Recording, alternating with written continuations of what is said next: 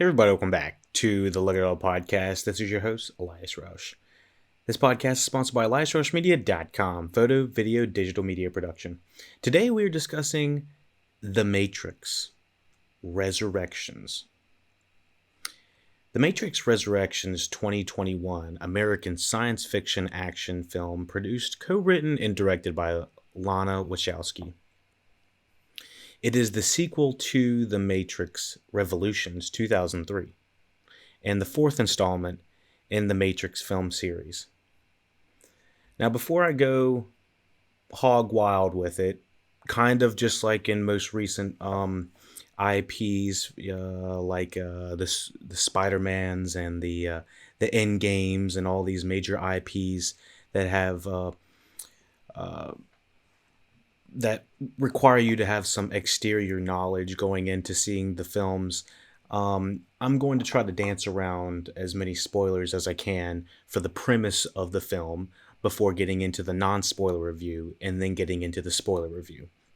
I know it's a kind of a little leap of logic to get there, but it's the way I wanted to experience this movie, mostly because I wanted to go in with a fresh mind, not knowing too much, considering if you had seen the previous three Matrix movies, but yet still getting a review that would be concise and still beneficial to anybody that is thinking about seeing it, but doesn't want to be quite spoiled on the premise or the spoilers as well. So we will discuss it in that manner.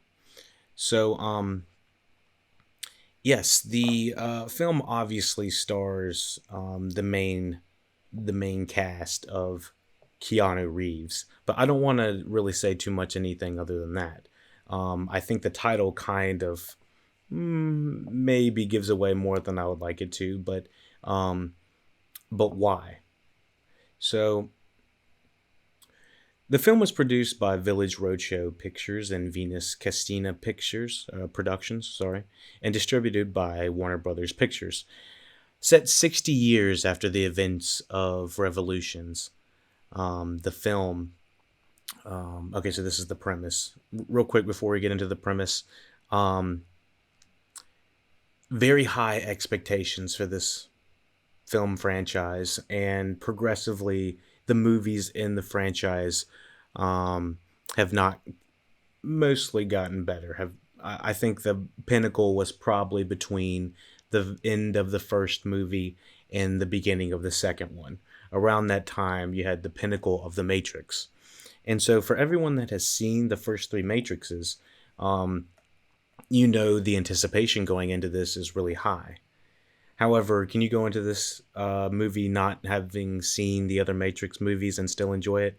I really don't think it's going to be beneficial to those people.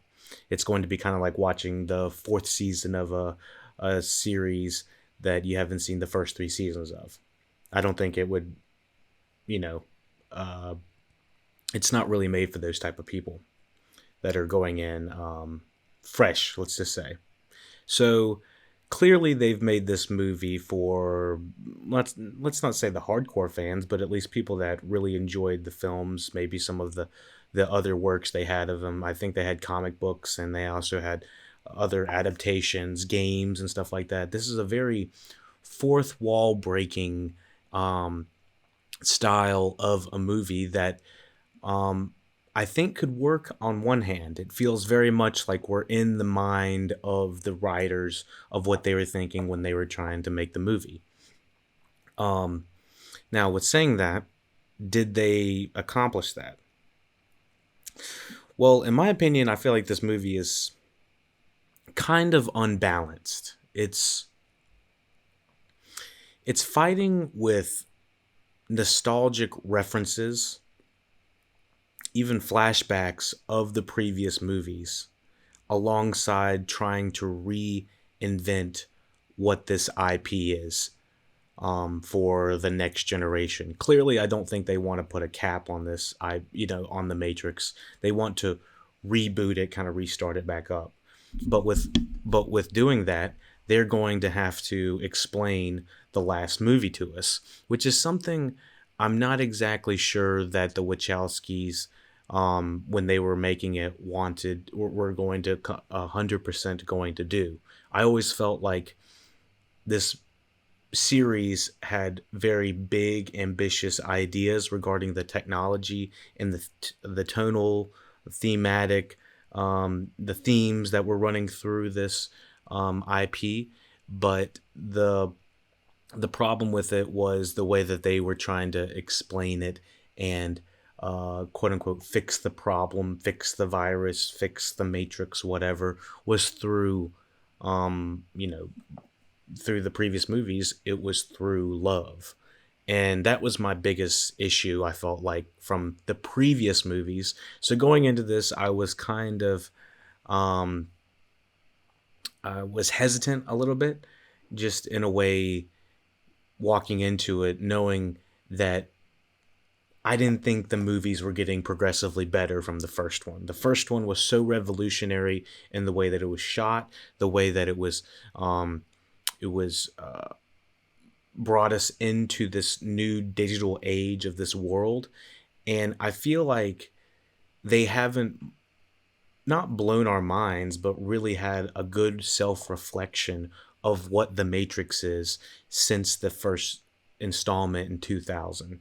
Or sorry, 1999, I believe. And so having the Matrix in 1999 kind of give us a visual visualization, a visual visualization, of course, a visualization of what this new digital age is going to feel like and look like. That's what we liked about the original. The original one was so revolutionary because it was showing us almost like a different world. You know, how 2001 A Space Odyssey almost showed us a different world back in the day, back in the 60s, I believe. It showed us the space world. Now, The Matrix, 40 years later, showed us the digital world. Now, The Matrix Resurrections, what I would ideally like it to do is have a reflection of the technology that we are experiencing today, the multiverses, the metaverses, the new AR, VR, all the new realities we are currently experiencing now. Now, does this movie take that route? No, I don't think it does at all. I think that this movie is almost a winking nod to the fans at, hey, we know you guys really wanted a fourth movie, and there's going to be big hype for it. So, you know, we're here to do it because we're fans too. And it did feel very much like this was written in a room full of fans, but almost to a detriment. Like there's so many callbacks to the original first three that I'm like, okay, already, just show us something new, show us something more. And so that was where my problem with this movie really comes in. The nostalgic grab for this uh, comes from their love of the aesthetic. They love putting Keanu and company all in black and putting the glasses on and doing, you know, bullet time and all of these crazy, cool new pieces of state of the art special effects that they're allowed to do now in the Matrix Resurrections. But does it ultimately serve to the next plot? Does it make sense in the story of what happened of the previous three movies? And the seed of the idea is here, but the execution is not here at all. The biggest problem with this movie, I've gone 9 minutes without talking about it, even in the non-spoiler section, but the biggest problem, in my opinion, is they are taking mostly what feels like aesthetics and nostalgic references and trying to overlay them into, like, bundle package them into the fourth movie as like almost like a love letter in a way. But then it is also uneven with saying that. It feels like they want to have this story and this plot line to continue on. Hey, this is actually what's really going on, and this is what actually has to happen. However, with them trying to explain the plot throughout of it, I'd say a third of it I was kind of confused in a plot of the Matrix that I was already kind of confused in before, but it was still more coherent. The the motivations and the storylines of this movie feel so muddled. It feels like either it was working against the studio, like maybe Lana Wachowski was working against the studio, or maybe she had full control. I'm not exactly sure what was going on with the story, but it definitely felt like um, there was,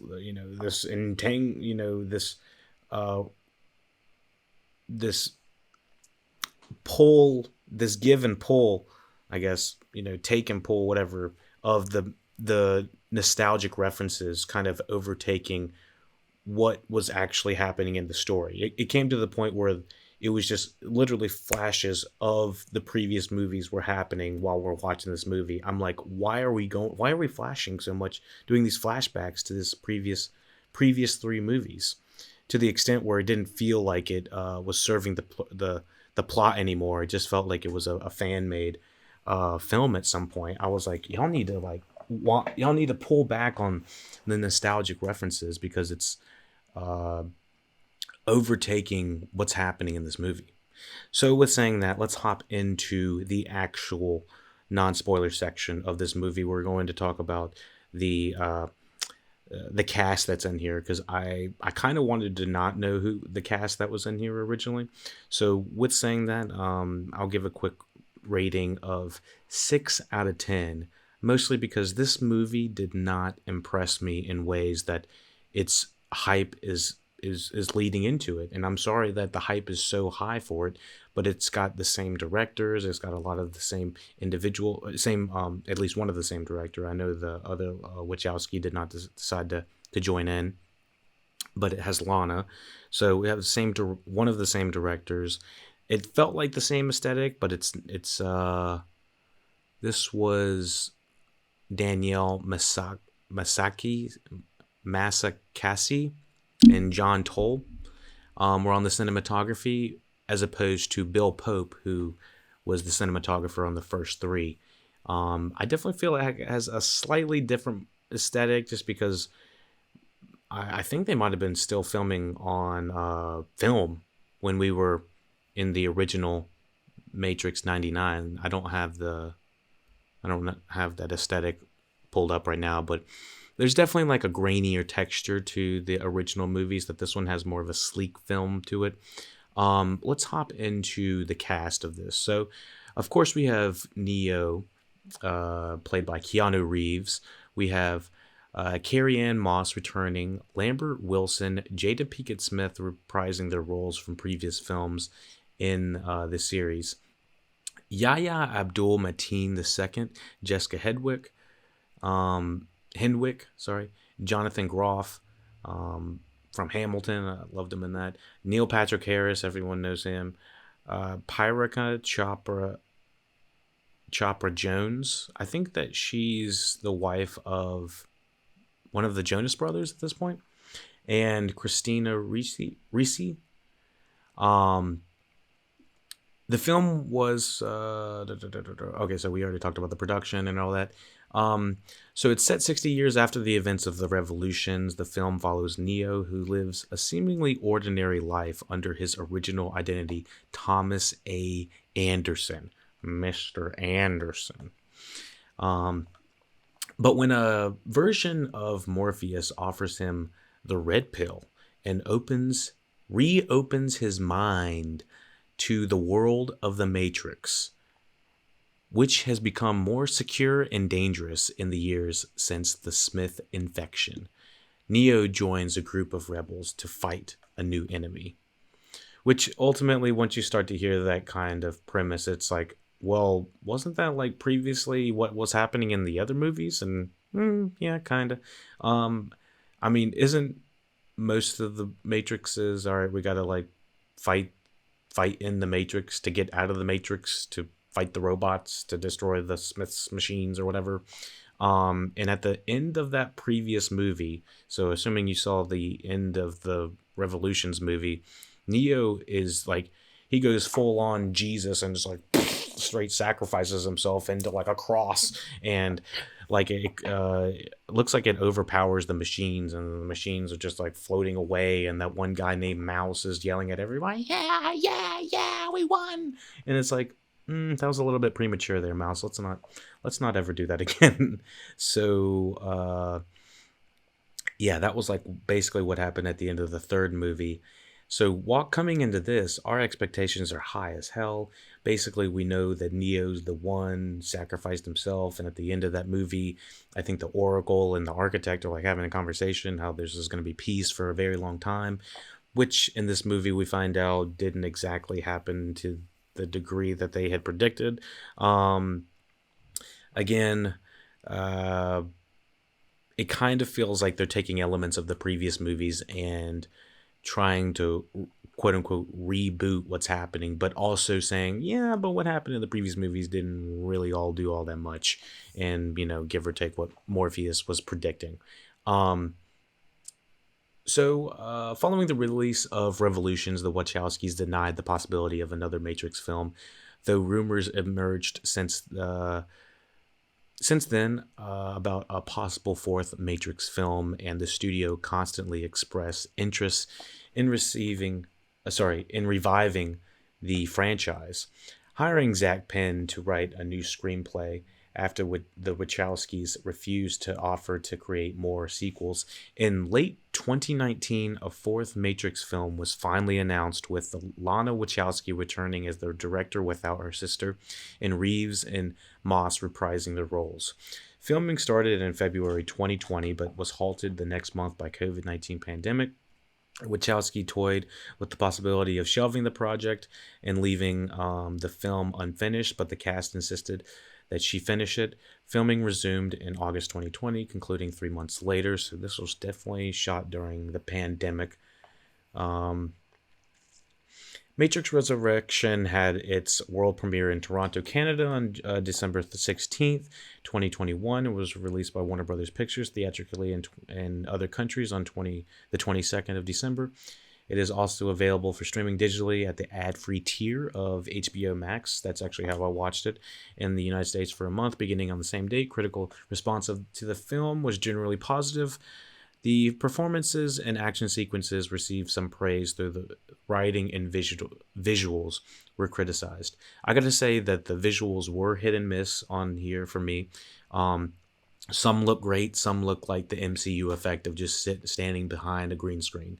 I know that's getting to be way more comfortable with people, so I'm not exactly sure what to do these days because of the pandemic. I'm sure it's just easier to do that. Writing, it's fourth wall breaking and nostalgic to a fault. The writing, I don't think is smartly done. I feel like they say what's happening on top of showing what's happening, and there's not a lot of show don't tell. Sorry, there should be more show don't tell, and I felt like there was a lot of exposition dumps. They would come to everyone gets to a room, and then somebody would say exposition dump. Everybody come to a room, exposition dump. Which I felt like could have been fixed either by a different editor or a little bit a cleaner cut of the writing. Just trust the audience to understand what's going on. And I felt like a lot of times they were just having to explain what was happening, or they would show a flashback of someone that had passed away or something in a previous movie and be like, that was my father. And he was so and so. He was captain. He was. It was like, oh my gosh, really? It's like, I understand. I understand from visual storytelling. This is your kin or something like that. I don't need you to beat me over the head with all of this. So yeah, the action sequences are good, not great. The thing about the wire fu kung fu of the first movie felt very revolutionary was how calming it was at the same time that Lawrence Fishburne was kind of giving this this lesson. This turns into a video game, which was kind of my problem with the last two movies of the Matrix. And I don't want to go in this thinking that everyone thinks that I'm like a Grinch or grudging on this begrudging on this Matrix franchise. I wanted this movie to be amazing, just as everyone else wanted it to be as well. Um, the thing is, it's just not. The I think there is a good movie in here with a decent rewrite, but there's this concept of living a loop and living a lie that I think is not it's not explored enough in this movie to make it feel like we got to break this loop. So let me get into the plot and explain a little bit more about my feelings for this movie, just because it's hard to kind of go into it without saying a little bit more. I don't have the box office numbers for it right now because it's being released on HBO Max. I guess they're just hiding their how much it's going to cost as well. So maybe in the near future I'll be able to figure out how much it is, but I'm going to guess that this cost at least 100 to 150 because that was what the previous movie was estimating about, and most movies are going to towards the 150 200 million dollar mark these days. So yeah, let's hop into the spoiler section for Matrix Resurrection. Okay, so by now I would have expected you to have watched the the Matrix Resurrection. It's hard to say fast. And there is a stinger scene at the very end that it's stupid. I don't even think it's yeah, yeah, yeah. There's a terrible spoiler at the end. Spoiler stinger at the end that almost makes me never want to watch stingers again. I hate what the MCU has done with stingers. So let me get a little coffee. Sorry, I had to get a little shave this morning, but because I'm eating my mustache right now. Okay, so all right, here is the plot for the Matrix Resurrection. Sorry. Technically, it's a Resurrections. Within an isolated modal, which immediately when the word modal came up, I was like, oh gosh, this is a little bit, I don't know if I like this. Within an isolated modal of the Matrix, Bugs, the captain of the Menosi, I don't know, sorry. Wait, how do you say this? I don't know. Maybe I can get this. Speech it. The Menazine, I guess. Okay, so Bugs, the captain of the Menazine, encounters a program running old code involving Trinity's discovery of Neo's location. Before agents of the Matrix find her, Bugs finds one of the agents behaving strangely, and he discovers he is actually the embodiment of Morpheus, and helps him to get free from the node before it is erased. Okay, so instantly hearing the model, the node, the Menazine, I was like, oh, good. On top of Jessica Hedwig's blue hair, I was like, I understand that we're trying to go with the 90s hip aesthetic and all of that, but I was like, I thought that you wanted to blend in, and she's got this blue hair, making her look like Sonic. Didn't know what to do. With these fourth wall breaking kind of, let's go back to the original scene of the first movie, I was like, maybe this could be cool, but we've kind of started to see this in other movies where, we're revisiting the scene of the crime or something like that. And I definitely felt like they were talking in a way that was talking to the audience as if they hadn't seen the first movie in like 20 years. And the way that they cut in between the editing in this, the way that they are cutting in between the older movies, it would probably drive me nuts if I had just watched the older movies. It would almost feel like Oh, this would be so cool if when he's punching at the same time, you cut it to when they were shooting, they were punching each other in the other movie as well. And it's like that would be kind of cool for like one or two shots, but not for every action scene, having it cross cut between the previous fight in a different movie. Um, just threw me out every time. So on top of the sketchy writing between Bugs and Morpheus, I did like the casting between them.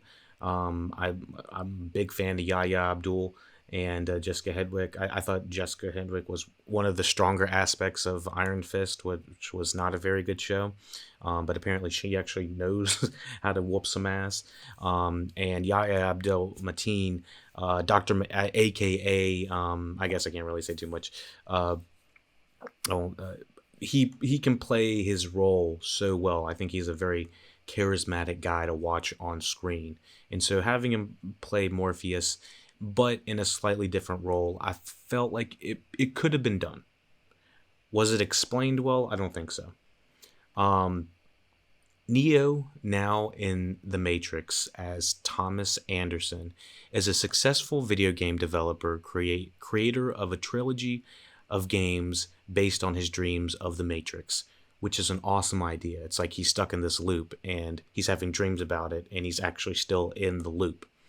Um, and with saying this, like this loop that he's in, I felt like they really needed to emphasize that he's stuck in this and he's seeing Trinity and he's stuck seeing her. And they do to like a minor extent, but it feels like they need to break their loops in a way to, to get outside of the machine, so to speak. It's kind of hard to explain, but there's uh, there's a crumb of a good idea of them being stuck in these loops, and I like that idea. But I wanted it to be more like stuck in these loops of stuck in this metaverse, and everyone else is around you like a bot, and it felt like that's what they were trying to do, trying to say, but that's not exactly how it was portrayed. So he frequents a coffee shop where he continues to encounter Tiffany, a married mother who reminds him of his dreams of Trinity. Neo having troubled Neo having trouble separating dreams from reality, his therapist consults him and provides him blue pills to help keep his sanity. I felt like we really needed to be rooted in him losing his mind and losing his sanity and not knowing between what is real, what isn't real. This is a very interesting and very cool idea that they could have had Neo just like sitting there like, oh shit, man, I'm going back to the Matrix. And it's like the therapist is there to say, oh no, you're not. This is this is real life. This is the Matrix. This is that, and this is the other. What is real? And I felt like the biggest problem of this movie was not giving not giving Neo the ability to feel like, hey, he might actually be in a simulation. I always felt like we were in the simulation of the Matrix when we were in the first three movies, mostly due to the aesthetic and kind of the drabness of the world. But it felt like they kind of brightened the aesthetic. They took away a lot of the green hues of what's happening in the first three movies and don't have it nearly as much here. So it feels like he's way more in the real world. But what's doing that, it definitely makes it hard for us as the viewer to kind of be like, oh yeah, we're definitely in the simulation. I mean, there's a couple times where they're like naming people and they're like, oh, that's Mr. Smith or something like that, and he's taking over these bots. And there's ideas of people just being bots in this world, which I think is one of the coolest things, which making them more personable to understand that some people are bots and some people are being taken over as Mr. Smiths or something like that. It's very cool ideas. There's one specific part where this guy is like laying in bed with his wife or something like that, and he just like sits up for a second. His wife looks at him and he's like, zzz, and, like turns into Mr. Smith and like jumps out of bed and jumps out of into the glass right out of a building. I was like, God dang! I was like, that is what I'm talking about. I want some like more interaction and more down to earth, real life, what's going on with the real world and type stuff. I didn't feel like the world building in this movie was set up in a way that we understood the motivations, we understood uh, what exactly could be done. Could he be hurt? What was going on with being jacked in and out of the Matrix? They didn't have to be in phone booths anywhere, but they could travel through mirrors at some point. I don't know. Let's continue on. Maybe we can understand this.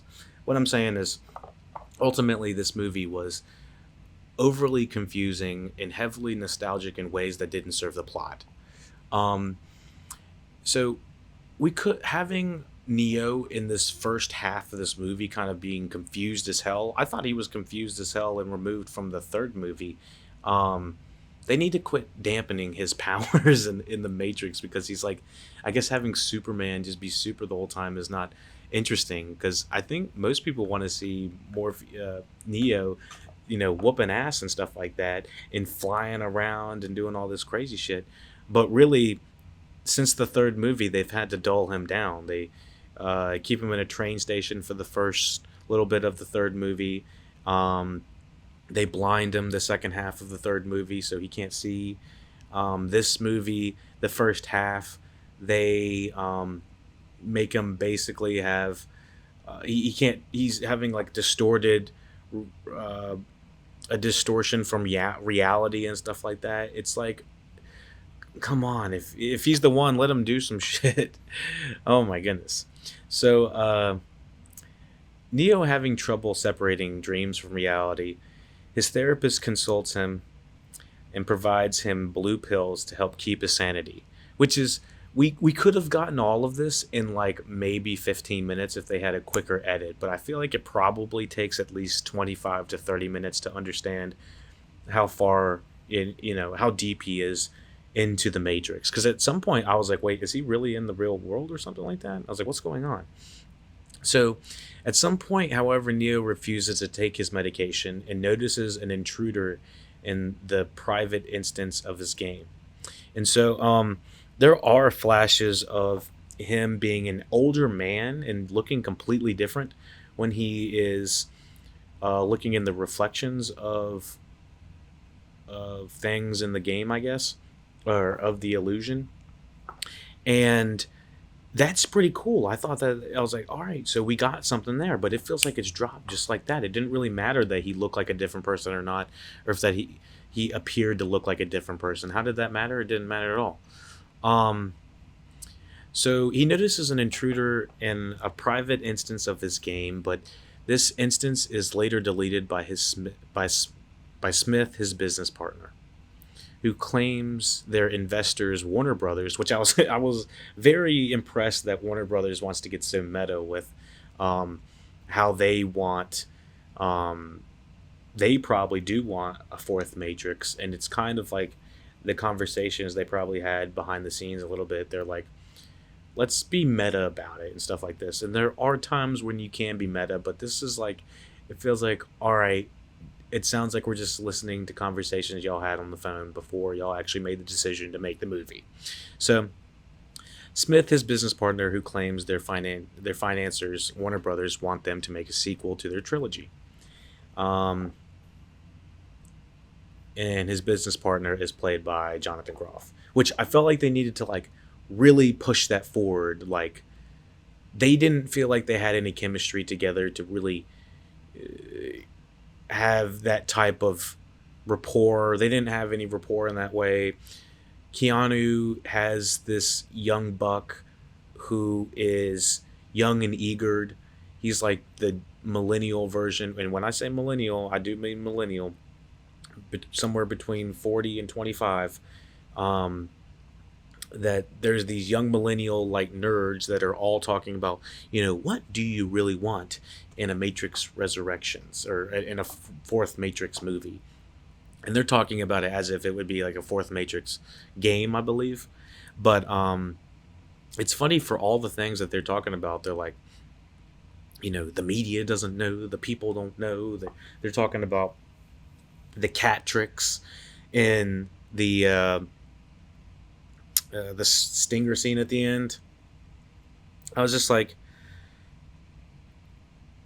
y'all just don't know what you want to do. It felt like This first hour of this movie felt super heavily based in the way that Cowboy Bebop live action has happened. For anyone that hasn't seen it, it feels like they looked at the original material and tried to recreate it, but it turned out to be more of a Saturday Night Live recreation and less of the original, homages to it. And it feels like they're trying to do homages to the original movie, but it's to the detriment of the film. Like I said, the nostalgic is being beat over the head to the point where we might as well just watch the original three movies because you're showing it anyway. So having these millennial guys walk around a table talking about what do the people want, and I don't even think there were that many women in there, considering that Lana is, one of the creators. I thought that was kind of interesting. But anyways, um, I was like, come on now, we can do better than this, and we don't need to spend time with people talking about what ifs.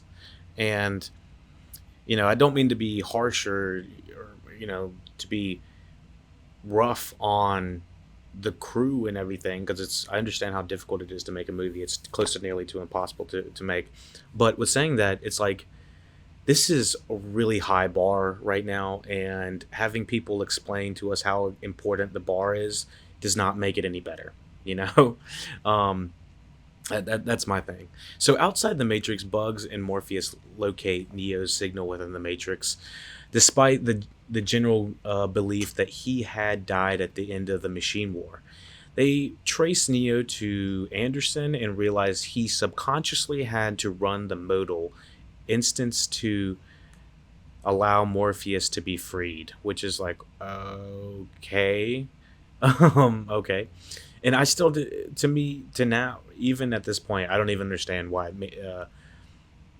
Morpheus is in the state he is now. I've listened to two reviews and I still don't understand. So if someone wants to explain that in the comments, y'all can go ahead of why we have a digital Morpheus that feels like he can do anything at this point. Um, and almost every scene with him feels like they just really want to have like a uh, th- they're holding back so hard on wanting to do more special effects with these people. Um, Bugs and her allies enter the Matrix to locate Neo's body in the real world and discover that Smith is actually Agent Smith. They're like, whoa, big surprise. Who has been keeping a close watch over Anderson's activities. Bugs helps Anderson elude Smith as well as people under the influence of a so called swarm mode, in which the bots blending in as humans are turned against a target. It's kind of just like they take over the body and it's like, all right, they go after you. And I was like the horror of the body horror of the first movie is tried to be replicated in here with the mouth conversation with his mouth Neo and his partner, and his mouth is kind of shut again. Uh, it's sort of reminiscent, but it still feels a little bit too digital to me. It's just like not scary anymore. It's something about the digitalness of it just takes away from it being feeling tangible and scary as it should be. So, um, Bugs and Morpheus explain to Anderson he is within the Matrix's simulation. Neo's first refuses to believe, and then, with his perception of reality already waning, Anderson agrees to be extracted. And I will say, just like at first, he is just like kind of freaking out a little bit, not even to the extent of the first movie, but it's just like, they're talking about, oh, it feels, like a dream, or I've done this before, or deja vu, or the cat, or something like that. It's all feeling so familiar. And I gotta say, there was a lot of cuts and a lot of scenes to Keanu, and I felt it was he's just like, what? He's like, oh no, okay. There was a lot of just like cut to this reaction, cut to the, you know, you're in a simulation. He's like, what? It's like, Neo, we need to get out of here. Okay. The questioning of him, of the reality of what was happening, just was not there. He's not channeling even like wait, what kind of energy? He you need to be like, I'm in a fucking a simulation. Like, what the fuck? Like, I didn't feel like there was ever a time where he's just like completely wigging out about it. I mean, with the exception of him being in the bathroom and kind of being like, "Whoa, oh, you can't, this can't be happening again. I'm losing my mind," or something like that. It's like, all right, I would believe that you would be like tripping on drugs more than I would be believing that I was in a simulation. But okay, um, it just feels like these reveals are just like, okay. So let me continue. So yeah, Neo refuses to believe at first, but then his perception of reality already waning, Anderson agrees to be extracted. Neo wakes up in a pod. Okay, so this is one of the parts where it does start to feel like the Matrix again. It's like when he wakes up from the pod, shaven head. We have a fresh, clean baby ass looking Neo, Keanu Reeves. He shaves his beard. He shaves all of his hair. I think he might even shave his eyebrows. I don't remember, but um, complete, maybe not his eyebrows, but completely shaven. And I'm like, God dang it. Now that feels like when him waking up from the pod, that feels like the Matrix, like him just like realizing that this is real life. And that's where I was like, now this is what I came for. Um, and when the fact is, having him go back and forth with the editing between him going in and out of the Matrix is cool because it, he has his beard and he has his long hair and he looks like, John Wick when he's in the Matrix, but then when he's in the quote unquote real world, he is completely shaven and everything like that and bald. And so I'm just like, that's the difference in those, is the juxtaposition. Is like, wow, this definitely feels like that's one of the things that makes it feel like a simulation. And I feel like that probably takes 40 minutes in the first movie for that to happen. And this took entirely too long to happen, which is basically kind of like a redux of the first one. I had heard Jeremy Johns say this is kind of like the Force Awakens ish version of the Matrix. And the more I'm talking about it, the more I'm definitely seeing the same layout and the same beats are being played here, realizing you're in a simulation. The very beginning is basically the Trinity stuff, with the kick and whatnot. And that wasn't Carrie Ann Moss in that, was it? I didn't think that Carrie Ann Moss was in that first scene, but it looked like her. I don't know. Whatever. Anyways, Neo wakes up from in a pod, seeing Trinity confined in a similar pod near his. Um, the machine entitles loyal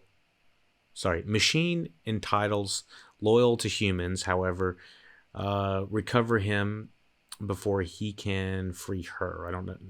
Was this written by somebody that can't speak English? Okay, so this was another problem I had in the original movie. I didn't understand how exactly they became free from the pods, and then they ended up the people ended up gaining Neo instead of him going to like the bots or something like that. It kind of happens here again, but it's explained because the machine that grabs him just like scoops him up out of this little pod, like this little pod. Is like a good guy, and apparently there's like good robots now that kind of evoke transformer vibes and a little bit, have these personalities kind of like them, high-fiving the crew and whatnot. I was like, oh Jesus. I don't know if I like this. And so basically he grabs Neo, and Neo is like looking directly at the other pod where Carrie Ann Moss is at. So he sees her as he's being taken out of the pod. It's like bloop. And so he is taken to the Menazine ship. In a loading construct, Morpheus reveals that Neo created Morpheus as an algorithmic reflection of two forces that helped Neo become the One, Morpheus and Agent Smith. It's like, what? Okay, so he is taken to the ship Menazine. In a loading construct, Morpheus reveals that Neo created Morpheus as an algorithmic reflection of two forces that helped Neo become the One, Morpheus and Agent Smith. A yin and yang type situation, but I was like, okay, whatever. At this point, whatever. And the aesthetic of where they're having this conversation is in what looks like an abandoned movie theater with the first movie playing in the background. And just like when Keanu is explaining that he might have put himself too many times in the movie and not made it more about like a team cooperative effort, kind of like the writers saying, we're sorry that, we made it too much about the one and not too much about anybody else. But it's like, I don't need apologies for this. Just just do the fucking movie. I don't need all this. So, yeah, I mixed feelings about having that. It just was throwing me out, and it just I don't know. It just was weird. Um, Neo is taken to the new human sanctuary, Lo, where he is reintroduced to elderly Niobe. Which, why is she this old? I guess since it's been 70 years, she has to be like almost look like she's 80 or something like that. But I don't know. They didn't. I guess she's the only returning character besides Carrie Ann Moss, and is that right? I know that there was another person in this. Lambert Wilson? Oh, Lambert Wilson. Oh, God, they fucked his shit up. All right, so yeah, I guess that would make sense that she's supposed to be like 80 or something like that, but she doesn't look that bad. The problem is they shouldn't have made Neo and Carrie Ann Moss be so much older, but not have aged any, I guess, because they've been in the pods. Whatever. Uh, Niobe explains 60 years have passed in the real world, and human survivors have allied with some of the machines both in and outside the Matrix to keep the system working against an anomaly was created. Sorry, anomaly within it. Niobe takes Neo to meet Sati, an exile program he had previously met. And we get a full explanation was, do you remember my father from the third movie? And it's like, oh my God, if you had just seen the last couple movies, you don't need to say, this is him, this is what he looked like, this is what he did a sacrifice, he did all this. And it's like, just show us in like 3 seconds a guy from the previous movie. Like the times that you want to do the flashbacks are I feel like the times they didn't do the flashbacks. They did the flashbacks at random times in this movie. Not for storytelling purposes. I felt like it was more for like being in touch with the previous movies. It was very hit or miss. And I was like, just show him. Just, I guess because you have to like logistically you have to get that actor's permission to be in the movie again. But I was like, they're showing every other part of the other movies. It's like, my lord, the one times you want to show them, it felt like they weren't. So we see Sadi again, and an exile program he had previously met, and explains that that the anomaly was created after the war, the machine war, and somehow resurrected Neo and Trinity and kept them inside,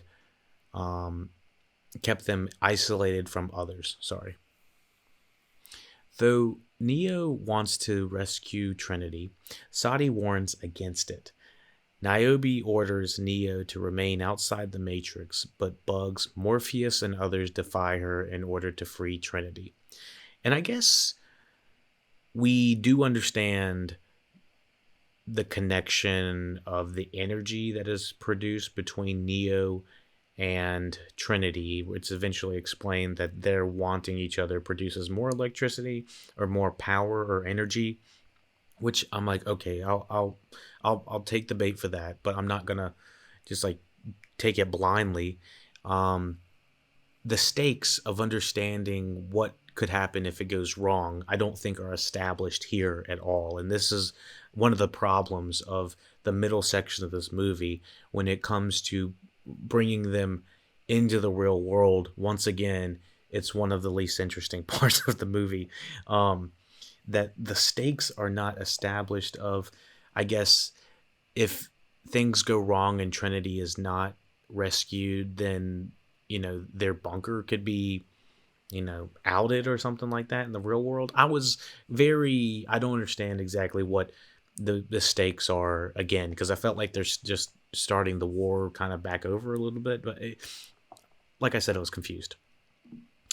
And they even kind of go above and beyond trying to explaining it, but I was like, why did y'all even make a plot this convoluted anyway? Kind of felt a little bit like Eternals with the storytelling in that way. Coordinating activities in and outside the Matrix, Neo and Bugs enter the Matrix but are met by Smith and others, uh, and other exile programs who want to see the Matrix return to its former form. It's like, okay. While Bugs and her crew fight the exiles, Neo faces off against Smith and, slowly recalling his previous abilities to bend the rules of reality within the Matrix. It's like he's trying to relearn everything he had previously already done the previous three movies.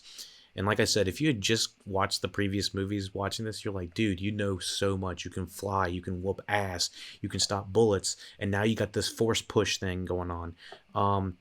Fucking kick some ass.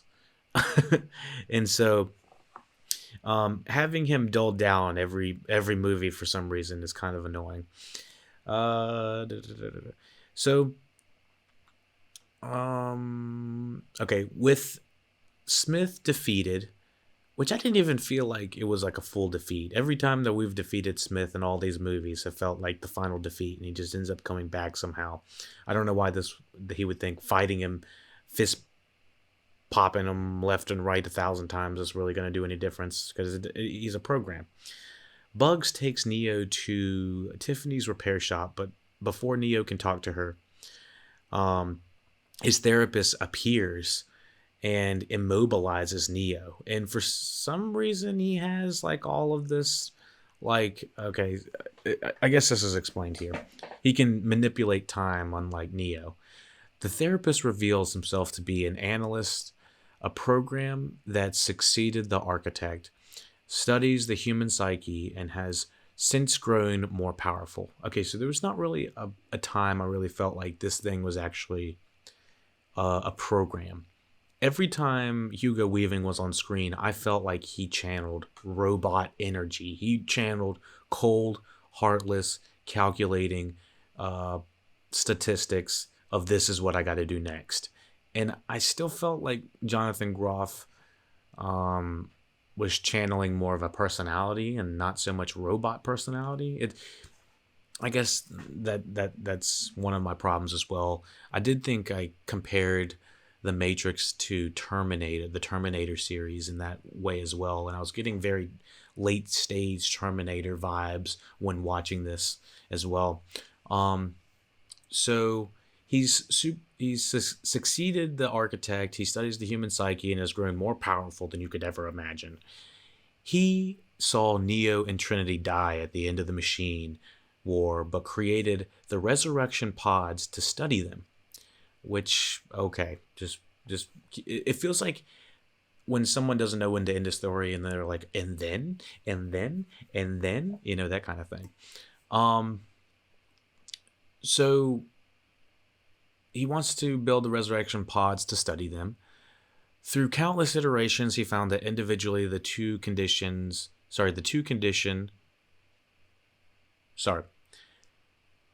Through countless iterations, he found that individually the two were not special, but when they worked as one, they overpowered the system. The analyst has thus found that a condition of balance is achieved if the two are near each other, but do not actually make contact. Okay.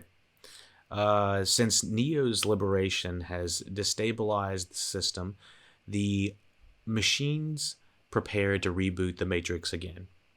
But the analyst halts them, threatening to kill Trinity if Neo does not return to his pod. And I never felt like that push to be like, get back in your pod, get back in your pod. I never felt like there was that type of push and pull kind of thing to the narrative, aka the motivation. The motivation for Keanu Reeves is like, wait, what? Trinity? Oh yeah, Trinity. I go that way. It's like a dog with a post office truck or something like that. You know, he doesn't know what to do when he's going to get it, but that's what he wants. Um, Neo and Bugs are forced to leave the Matrix when another loyal ship to Niobe brings the Menasign back to Low. Neo persuades Niobe to let him free Trinity. Within the Matrix, Neo demands the analyst to release Trinity if she decides to be freed from the Matrix. Agreed to return to the Matrix himself if she declines. It's like, okay. The analyst agrees Trinity as Tiff. Sorry, the analyst agrees Trinity. Trinity as Tiffany is brought to them when the question is posed to her. Her family appears in an attempt to keep her within the Matrix. See, there is no motivation, or there's no gravitas or ethos or pathos or whatever you want to call it, story-driven motivation for Carrie-Anne Moss to stay with her family. You just have to believe that she loves this random family that is being generated for her. And that's another problem with this movie. It's like, just saying that, being there, doing that does not make it so. Thus, we're just told about it and shown one quick scene with her family and Neo at one point, which did make me laugh. He's like, "Are you trying to bang my mom?" It's like, sorry. You seen Carrie-Anne Moss? Yeah. And that one scene when Keanu Reeves' partner is like, "Oh my gosh, MILF alert." It's like, do we have to say that? Yeah, we don't have to say that. So at the last second, she rejects that reality and recognizes herself as Trinity, which is like, whoa, big reveal there. It's like, I kind of expected that to happen. The predictability in this movie was kind of lame. Very predictable. The analyst prepares to kill them, but Smith intercedes, temporarily stopping the analyst and giving time for Neo, Trinity, and the others to escape, with a pretty cool fight, I think. Neo and Trinity race ahead to give Bugs and others time to extract themselves, but the analyst turns to a swarm against them. The pair race into a skyscraper with nowhere else to go. Before we get to the skyscraper, it was crazy. Just everybody, all these people turn into bots. Like I said earlier, this one guy sleeping with his wife, and he's like, it just turns into a fucking bot. And it's like, at one point, seeing Neil Patrick Harris having to like fight Jonathan Groff at one point, I was like, what is even going on at this point? This felt like a crazy SNL skit gone awry with a $200 million budget. I was like, God dang. And so having people just running through the streets, Walking Dead style, this was the coolest shit in the entire movie. And it felt like they waited till the very last moment to really turn people into bots. I was like, this is when you could have metaverse this shit. You need to really have this visualization of these are just bots. You know, fuck these people up, I guess. I mean, technically they're not just bots. I think those are actually real people in the real world, but they're just plugged into the Matrix. But anyways, that's off the point. Who cares? Just bottom up. They're all bots. So anyways, the pair race into a skyscraper, and having people just jump out of the skyscrapers just trying to kill them was crazy. And I was like, now those are the cool scenes that I was like, a little bit traumatizing, but still memorable. The pair race into a skyscraper with nowhere else to go. The two jump with Neo expecting them to be able to fly away, and he tries a little bit earlier. He gives him a little whoosh, and he can't do it. He almost feels like Clark Kent when he doesn't have his powers. I think one of the Supermen has that. I think it's like 2 or 3. But the two jump with Neo being expected them to fly away. Neo fails to do so, but Trinity develops the ability to fly. Just she can do it now. I guess she's got the power, allowing them to escape and regain control of the Matrix. In an aftermath, Neo and Trinity return to face the analyst, promising to reform the Matrix and assuring him that he will face dire consequences should he try to seize control again. Neo and Trinity both fly away. into the sunset of New York or something. And that is The Matrix Resurrection. Let me know what you thought about the movie. Let me know what you thought about the review. Please thumbs up. Go to patreon.com/LuckyDog podcast for all of the full library. Get reviews on animated shows and TV shows and movies. And be sure to check out the different tiers on there. Go to LuckyDogPodcast.com for more of the library. You can get all of the social medias there. You can support us there. You can do everything above the sun, the Matrix there. You can join the Matrix and look at our podcast and whatnot. Thumbs up, subscribe, follow, do what you can to support the podcast. Thank you all for subscribing on YouTube and all of the important podcast providers as well. 5 stars on iTunes. Everything you can do to support the podcast absolutely helps. I hope everyone is having a good holiday season and staying healthy and being safe out there in the crazy world that is, I guess, the Matrix. What feels like we're in the Matrix. But anyways, let me know what you all thought about the Matrix Resurrections. Like I said, it is about a 6 out of 10, mostly because I had really high expectations.